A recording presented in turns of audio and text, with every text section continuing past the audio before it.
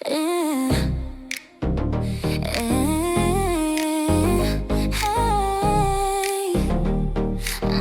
Okay, so welcome everyone to another episode of Woman to Woman with Sherry Orius. I am your host, Sherry Orius, and today our guest speaker is Michael Boroff, who's a licensed psychologist who also serves with a company called Crossover Health.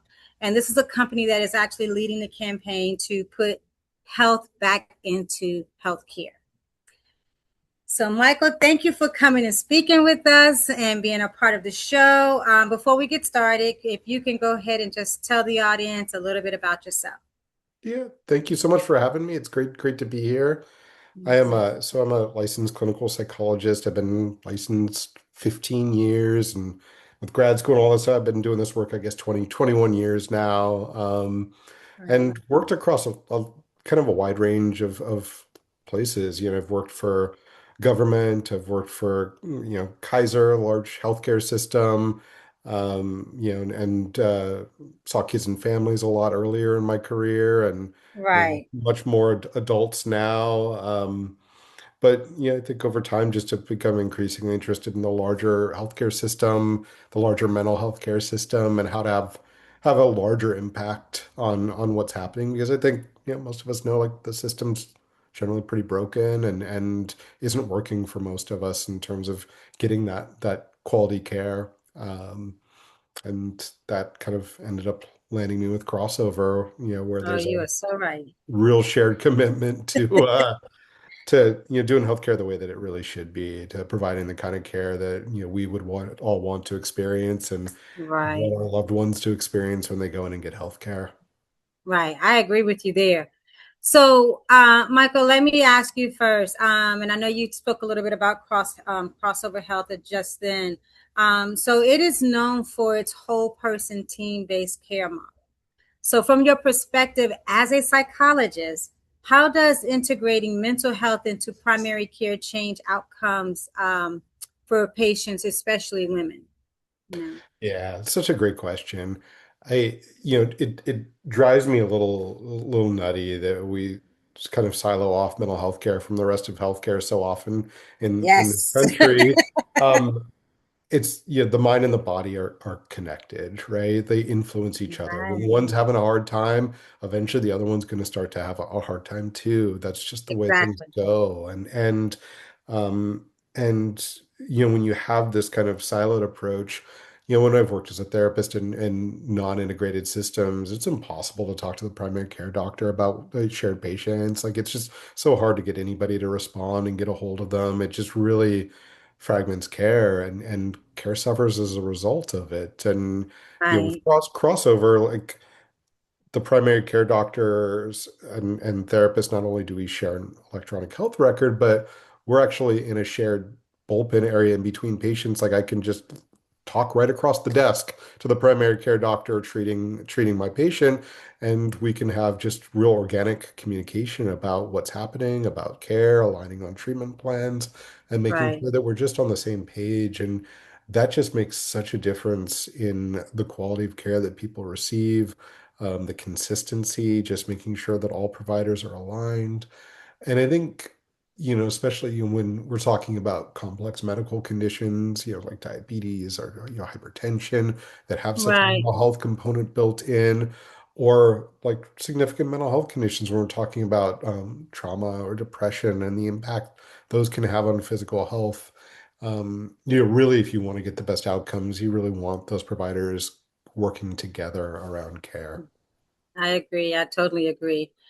I mean, basically, it's a village system. It needs to come together, and one part fix the other. So, with in many mental health care systems, many healthcare systems still treat mental health as a separate or secondary condition, right? So, what makes crossover health approach different, and why is that important in today's fast-paced, high-stressed world? Yeah, I think it's a problem for a number of different reasons when it's, segmented. And some of what I just talked about, but I think there's more to it than that. I think with crossover one, we view primary care, mental health, physical medicine, health coaching, all of the service lines that we offer are all kind of equal contributors to the health and wellness of the people that we serve. We always hope that the primary care person is kind of has an ongoing relationship with our crossover members, and that these other service lines are there as needed. But it's really easy for people who are, you mentioned, fast-paced world. You go into the crossover application and you can book a mental health appointment right there. You can book a primary care appointment right there. You don't need a referral to see mental health. You can, yeah, like, hey, I want to meet with a therapist. There it is. Really easy and seamless and all in one place, one location. Right. I think it's really hard. We know that when, okay, I'm going to see my primary care doctor about my mental health concerns, they're going to refer me to a mental health provider somewhere in the community. So many of those referrals drop off. People don't ever make those connections. And I think even, okay, I'm going to use my insurance to find a therapist. Let me start calling Right. people. The therapists don't call back. They call back and say, I'm full. I'm not taking any new patients. Hmm. You have to call so many people to finally find one. And who knows if that person's even going to be a good fit for you in terms of what you need and look for. So it just Right. really, we've made mental health really difficult to access historically. Crossover makes it really easy. It's all seamless and integrated and just really convenient for people that don't have the time to be spending doing all that research. Right. Right. And that's awesome. I mean, the fact that, like you said, you make it convenient for the people to be able to access that care. Because to be honest with you, once you started finding or hitting those obstacles, those are deterrents. That makes you say, you know what, forget about it. I'll be okay. Yep. Yep. So now, as a mental health program manager, you oversee behavioral health on a national level. Mhm.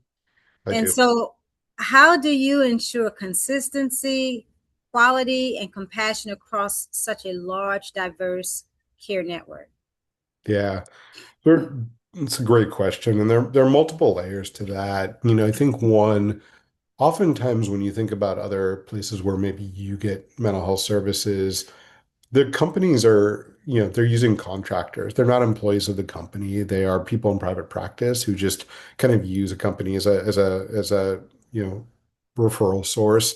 But the company really doesn't have any oversight or real control over what's happening in their practice. Everybody at Crossover is a Crossover employee. They're ours, they're part of the company, part of our shared mission.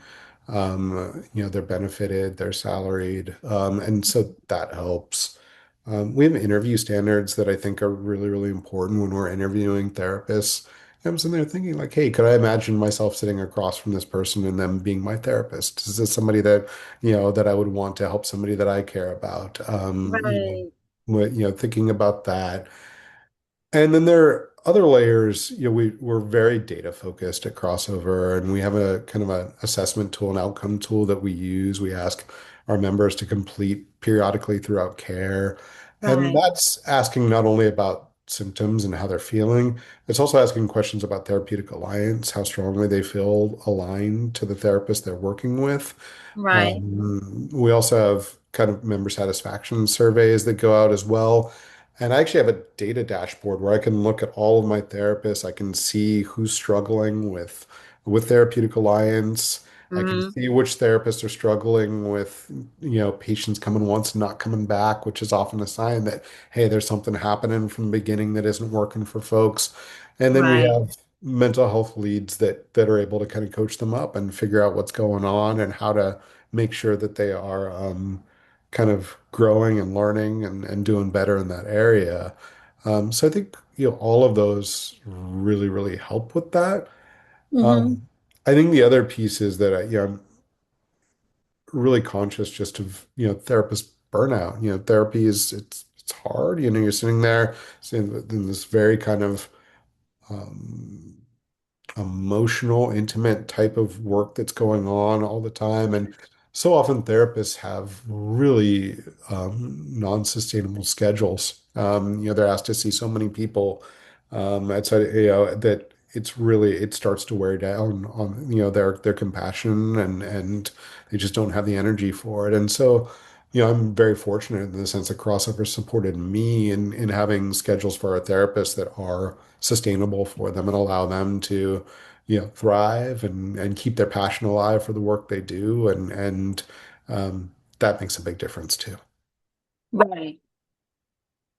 Okay, that's awesome. And I like the fact that you say that you kind of personalize it. You ask yourself, is this someone I want sitting on, the opposite side of me, helping me, or even if someone that I love. So I like the fact that you bring that personal part into the picture because that is so important. Yeah. So let me ask you, women to women, we focus on healing and alignment, right? Hmm. So I'm a coach, a trauma coach, and I specialize in narcissistic recovery and mindset. So we look at the mind, body, and spirit and purpose.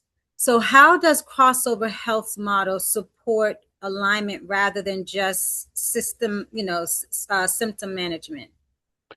Yeah, it's there's a real focus. I think you're using alignment, and I think that's really important. I think prevention is really important as well. You're really thinking about wellness and just not just illness. How and our chief medical officer is great about that. It's not like we don't want to be in the treating illness business. We want to be in the encouraging health and wellness business. We want people Right. to not get sick, to not need us. And so, that's very much the perspective that we have.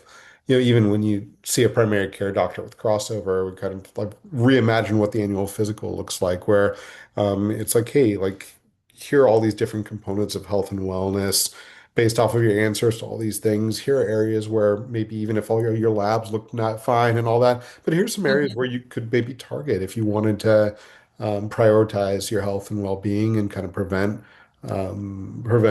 any of these things happening in the future. Mhm. Here's some ways that you can do that.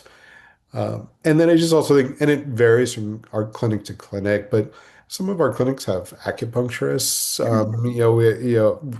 chiropractors. We have just all these different service lines that I think help people access the kind of healthcare that is right for them in the moment. Right. And so I think that makes a big difference too. Mhm. Okay. Yeah. So, um, I want to kind of steer a little bit on the one female side right now. So, for Yeah. women who are juggling careers, families, faith, and personal growth, access often becomes a barrier for them. Yeah. So, how does crossover health reduce barriers to mental health care while still maintaining meaningful connections and trust? Yeah. It's I think our healthcare system is really, really hard to navigate and very time consuming to It navigate. is. And it's interesting, even in more traditional homes, women are more likely to be the healthcare decision makers for their families, and to carry a lot of that mental load, that responsibility. And so, I think for, when you think about somebody in that position, we make it easy. You don't have to go around to different locations through different, you don't have to search or hunt for things. Everything's located in the same spot. You access it through the same application. It's really easy to go on and schedule something. And we make sure that we have good access to all of those services as well. We want people to be able to get in and see somebody, within a week or two, regardless of what kind of service they're looking at. And so, we staff that way. We make sure that that access is present, and so that barrier isn't there. And so, it really is just about creating that really seamless, integrated experience for folks, and just it does make things simple. The other piece of it is, and we didn't touch on this much, but Crossover's partners are largely employers. We build these Right. clinics on the site of large businesses. We operate clinics nearby a bunch of smaller businesses. We call them near sites. And so they're really conveniently located. It's really easy for somebody to hop on over to a health clinic in the middle of their workday and access, have their primary care appointment, have their mental health appointment, and then go right on back to work. It's very conveniently located for the people who have access to crossover services. Wow, that's awesome. So from what you've seen, how has integrating mental health earlier rather than waiting for a crisis impact long-term well-being for patients? This is one that I'm always advocating, like we need to have something where it's part of primary care. Yes, yes, yes, yes. Yeah, you know, the more entrenched a problem becomes, like, yeah, we can still help you and we can get you feeling better, but the earlier on, the quicker we're going to get you feeling better in general. And it's hard, there's some things where it's like, yeah, we're humans. We have difficult times, we have difficult emotions, Right, and we're resilient oftentimes, and some things do just get better on their own, and right. it happens.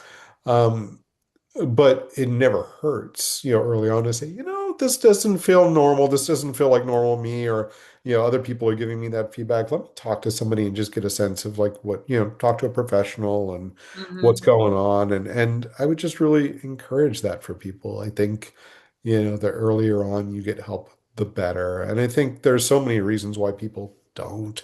There are cultural barriers, there's stigma, religious barriers, for men. And I know this is a podcast focused on women, but men often just like, okay, I'm gonna be tough and I'm gonna shoulder it. I'm gonna, and I don't want to ask for help. I don't need that. Yes. That's weakness.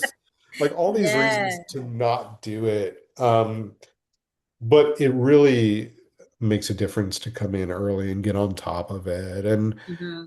I think oftentimes people don't even, like their ideas of what therapy is are informed by what they see on TV or in movies or things like that. And you know, in good therapy, you are one, you have a really trusting relationship with the therapist. You feel Right, connected. You feel like they understand you, that there's empathy, right, and that they're giving you tools and strategies for addressing what the problem is. So often therapists are, there's the relationship and then there's teaching. Here are the skills that, can help you with this particular problem. Okay, let's talk about how you're going to practice those in between our sessions.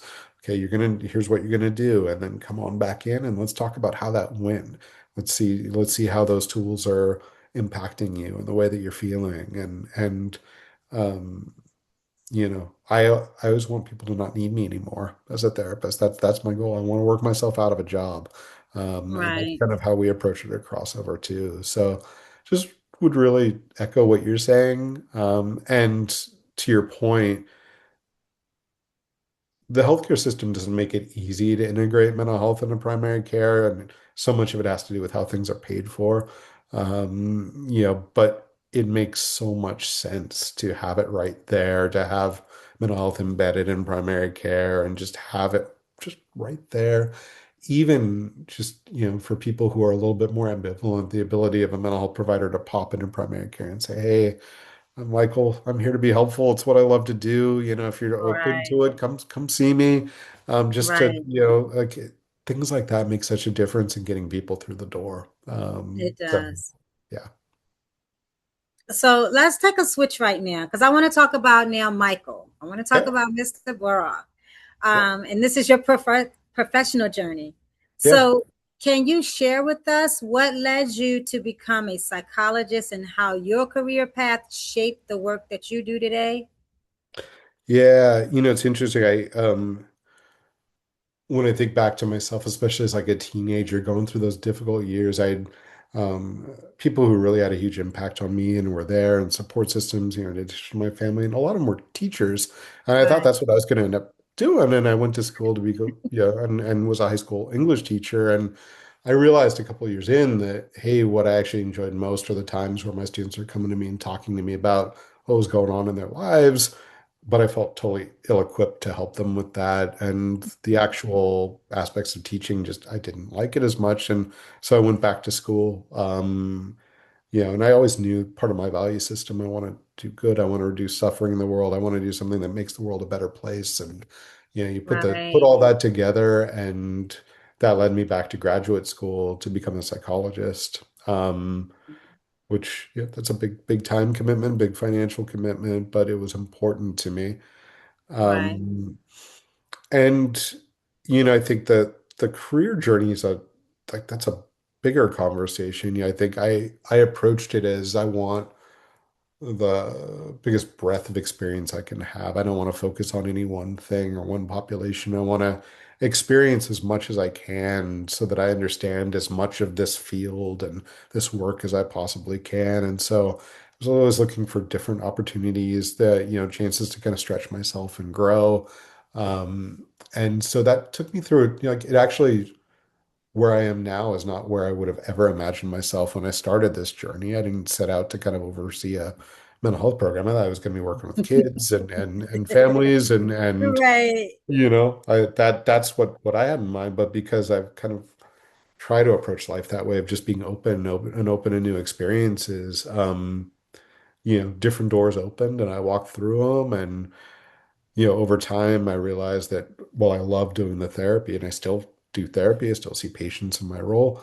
Um, I really wanted to try and address these kind of larger broken systems because until people are doing that, um, Right. nothing's going to work. Right. I get Yeah. exactly what you're saying. So, uh, you've early in your career, or actually you've worked you've worked access or across, I'm sorry, you've worked across public health systems, Oh, large organizations, and now integrated care. How did each phase of your career stretch or refine you as a psychologist? yeah, I love that question. It's such a good one. You know,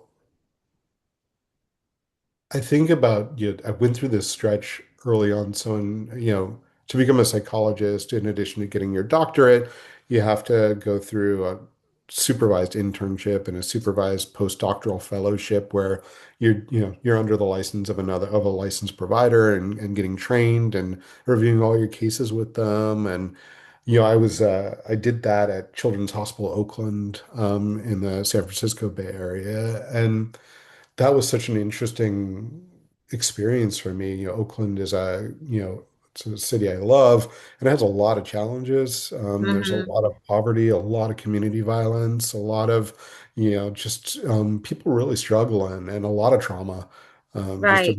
immense amounts of it. And so, there I am early in my career, and not only doing outpatient mental health, but seeing kids in the hospital who had been the victims of violence in different ways.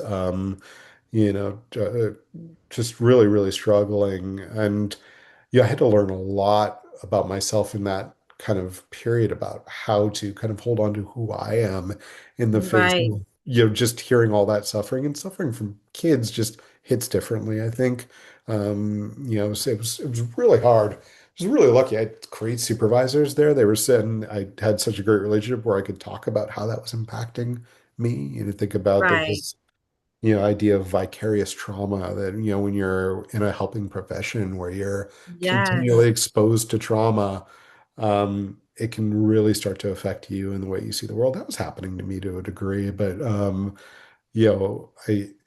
I think it really helped me with perspective just about how, the communities in which people live and just get our larger kind of I don't know, socioeconomic setup we have in this country kind of really impacts people. It Um, does. yeah, and then that carried over. Like my first job after getting licensed was as the intake psychologist for the Division of Juvenile Justice in California. And so that's, Mhm. these are kids who committed violent crimes and were deemed not appropriate for juvenile halls. And so they got sent to this state facility. So they were like 14 to 25-year-olds who had committed felonies. And I, Wow. and as the intake psychologist, I got every story of every kid who entered the facility. It was like 300 and something kids that I'd met with over the course of a year there, just hearing the stories about how they ended up there, Mhm.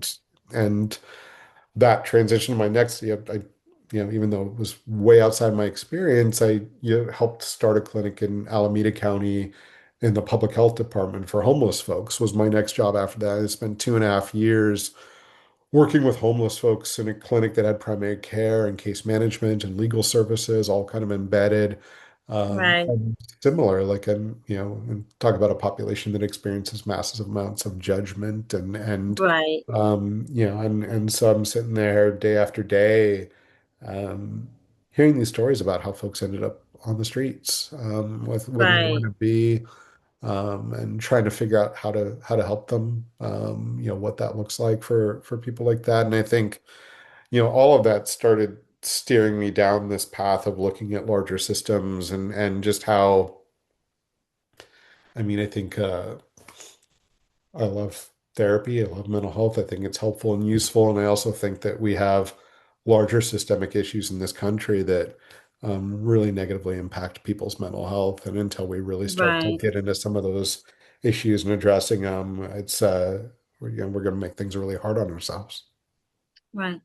So, how would you say all of this actually prepared you for your leadership with crossover?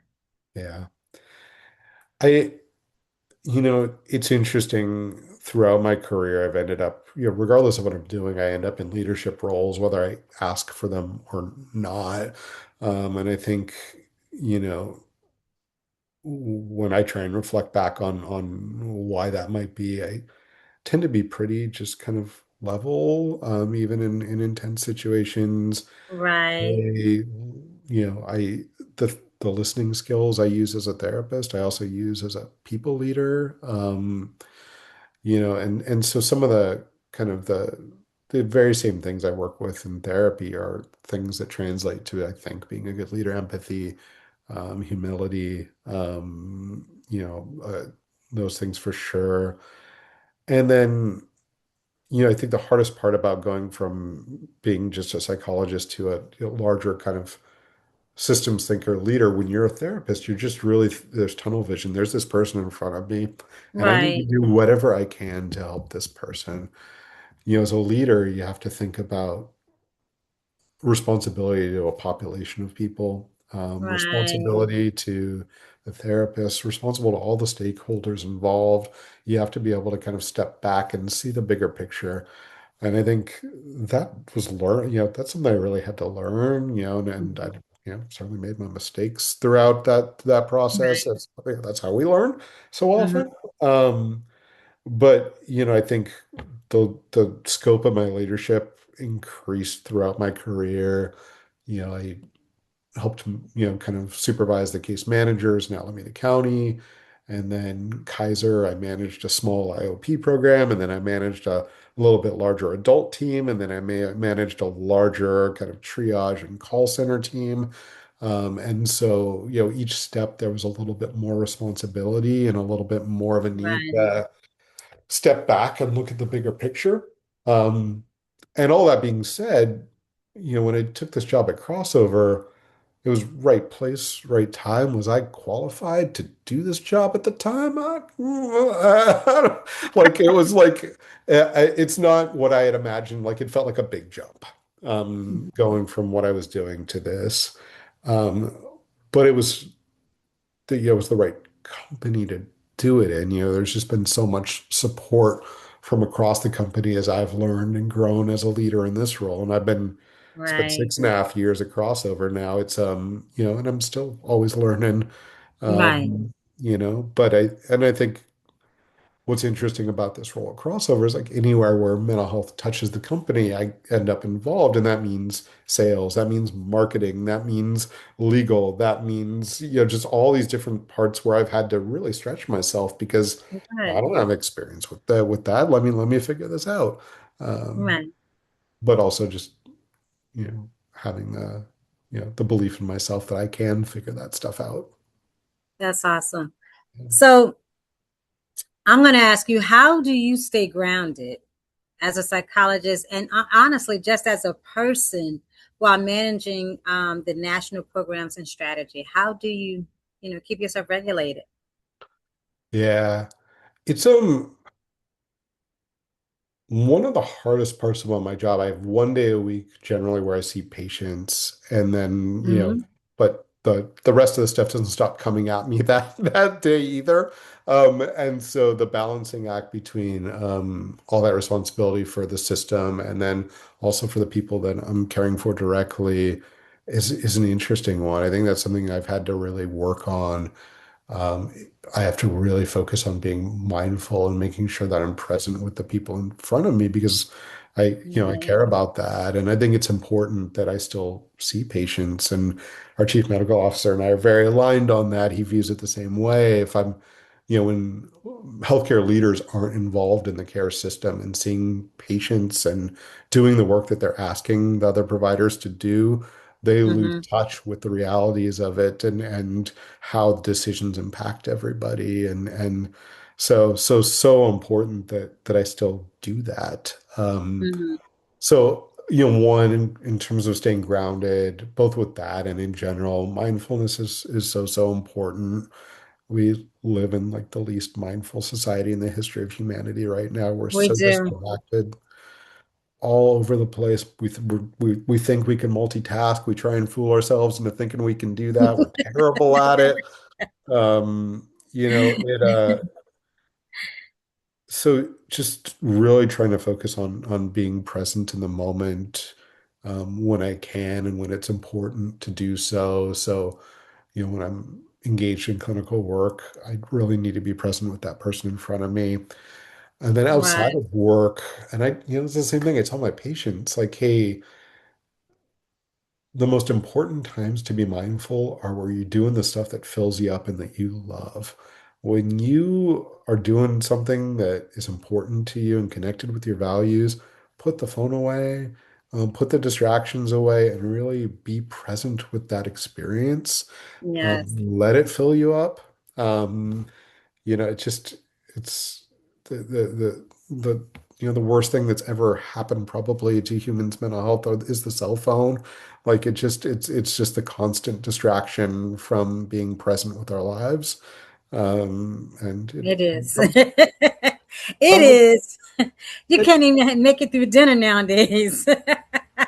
right? Yeah, it it comes with its good parts too, but I think so often we're not getting the benefit of the good stuff that we have in life because we have that distraction. Right. So, I think that's really important and I try and do that. I think the other piece that's really, really important, and again, something I talk to my patients about all the time is this idea of just like radical acceptance, this idea that one, difficult feelings are part of life, part of the human experience. Like I Right. can handle those. Like, okay, that's fine. They're there. I don't need to blow them out of proportion. Right. And two, accepting things that I can't change. So often, so much of the struggle that we have is railing against things that if only this person would be Hmm. this way, if only this job would be this way. Like Hmm. you can't control any of that. You can't change it. And Right. if you keep trying to do that, you're not going to stay grounded. You're going to get all worked up and you're going to suffer as a result of it. So I really try and check myself when I find myself feeling really aggravated with something or upset about something. I have to ask Hmm. myself like, hey, is this something in the realm that I can change, or is this Right. something that I cannot? And if I can't change it, okay, who do I want to be in response to that? Is this a deal breaker? Do I need to leave the situation because I can't change that? Is this something that I Right. just need to learn to just say, okay, in a perfect world, this wouldn't be this way, but it's not a perfect world, and so I'm just going to move forward. But True. I think that helps a lot. I agree. I agree. Because like you said, we get hung up on those things, and then it just makes things that much harder for us. So, what beliefs about mental health did you have in your early career that may have changed now with your experience? Yeah, that's another such a great question. You're helping me just kind of reflect on things that are good for me to reflect on. I love it, Cherry. Um, I think early in my career, I think I was more likely to um, move to like, hey, we should consider medication, earlier on Hmm. in care. I still think medication is important for a lot of different groups of people, but I'm less likely to say like, hey, I really think we should do this and some of that's just the population I'm working with now too. But um, Right. you know, I really want people to skill build and really want people to kind of develop strategies for dealing with these difficult things that we all experience in life. And sometimes the medication supports that. Sometimes Mm-hmm. medication helps people avoid doing those things too. And so I think I'm a little bit more like a little bit just more cautious about who I recommend medication to. So Right. that's one. Um, and I think the other, and I kind of talked about this a little bit earlier, but I think increasingly just thinking about just the larger system, the larger culture we live in, and just therapy can't be the solution for all that's wrong in our society. It's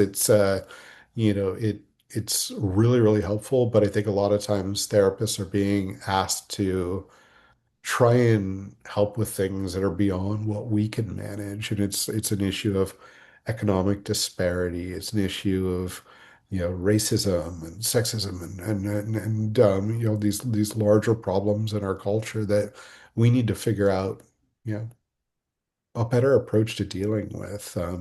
Yeah, I think Right. even just like, and I'm a parent, and I'm sure folks listening to this are parents as well. The cost of childcare, the fact that, in the old days, like you were nearby a lot of your family, you had a village of people to help you with childcare and things like that. And now so often people are isolated and trying to do that without a lot of support. And that's hard. It's so stressful. Yeah, I think we just haven't set ourselves up well for good mental health as a society. Um, Right. and so I think increasingly over time, I'm just like, hey, we really need to have bigger conversations about just the way we're living. And does this really make sense? Right. Right. No, I agree with you.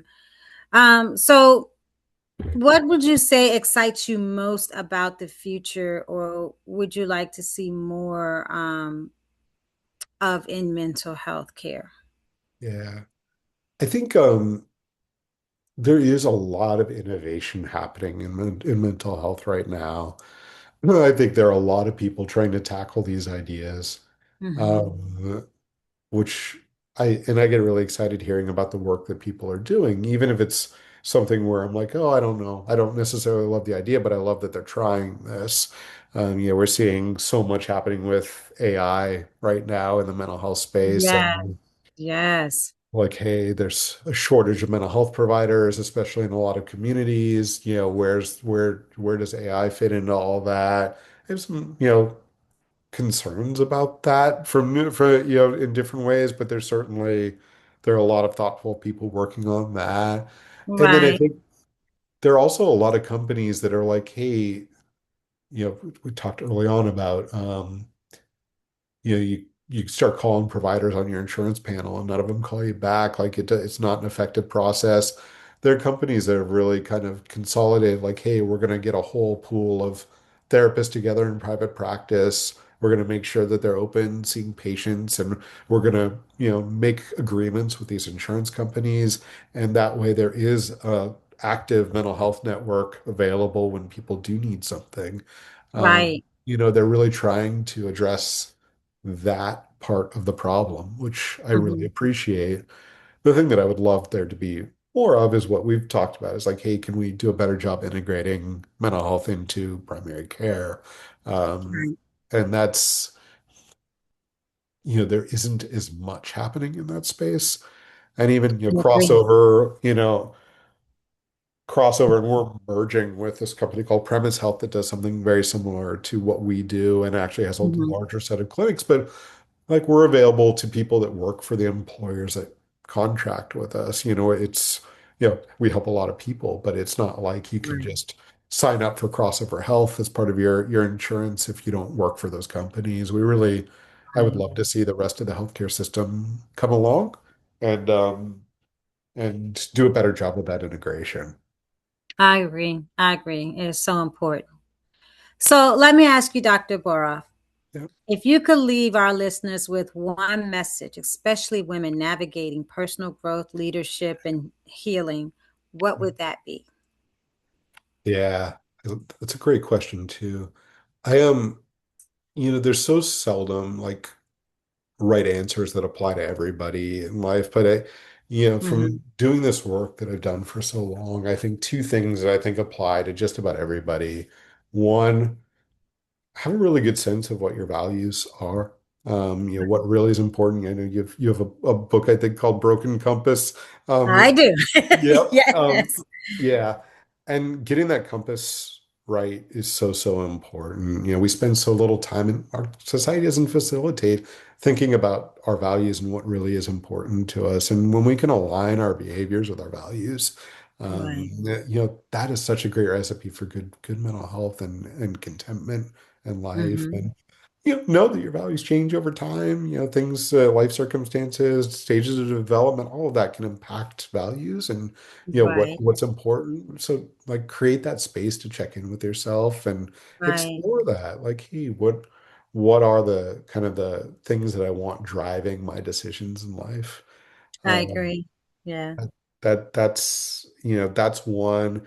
And the other piece that I mentioned is, the looking for opportunities to be mindful in your day-to-day life.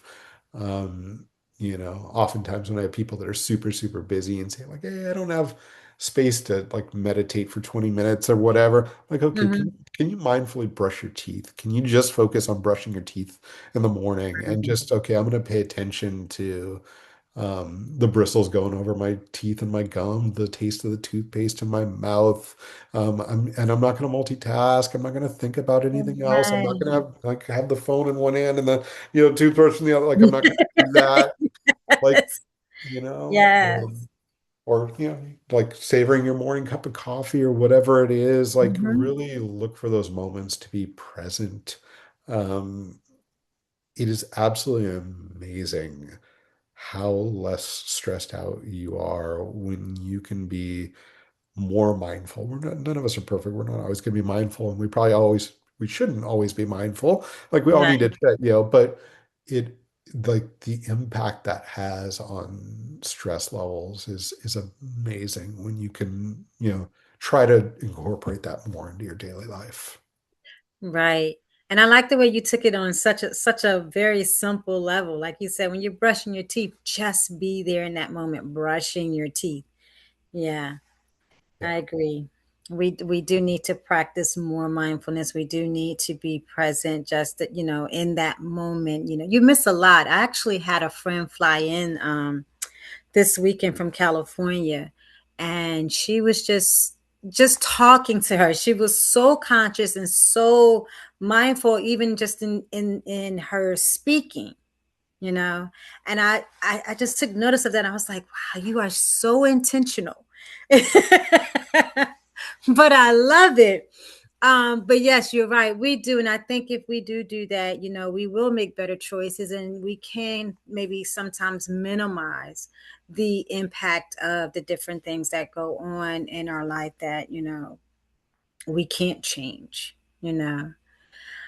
This has been awesome. I appreciate you coming on and talking to us. It doesn't even seem like an hour is up. I think we have like 15 minutes left. So before we go though, Mhm. what would you is there anything that you would like to say, put out there regarding mental health for us, just making it better for someone? Yeah, I one like just don't ever be shy about asking for help. And I think a lot of times people, have concerns about, what it Hmm. means. Like nobody's going to force you to take medication. It's compatible with all sorts of different religious and spiritual beliefs. Hmm. I incorporate that into the work that I do with folks all the time, if that's meaningful to them. Yeah. It's it it's always okay to need help with these things. Life is really hard. And we're here to help and support. I always start off with patients I see like, hey, I'm here to be helpful. I want to be as helpful to you as I possibly can. Right, And that means you getting a sense of trust and knowing that you can talk to me about absolutely anything. right, And I'm here. And that includes telling me if I'm not being helpful. You right, need to be able to tell your therapist if you're not getting what you need out of the conversations. Like, just like any safe relationship, like, if you're in therapy and, something's not working, talk to your therapist about it. Let them know. right. It's yeah, we can handle that. And in fact, we appreciate it because we want to be as helpful as we can to you. I So, agree. so I would talk, definitely share that. Hmm. Um, and I think I, the other thing that I would just kind of say is that, we haven't done the best job as a society helping people with the kinds of skills that you need to kind of navigate things. We don't teach great relationship skills or communication skills. We don't teach people. And I think increasingly, like we're not doing the best job at helping people with being resilient. And I would just encourage all of you, even if you're doing fine right now, you're listening to this, yeah, my mental health's good. Like, there's always work you can do to kind of build these things up and improve um and kind of build that resiliency so that when life comes at you, you're Hmm. able to take it on and manage it. So I think just encourage people to continue growing and learning and Right. reflecting. um, yeah. I like that. That's powerful.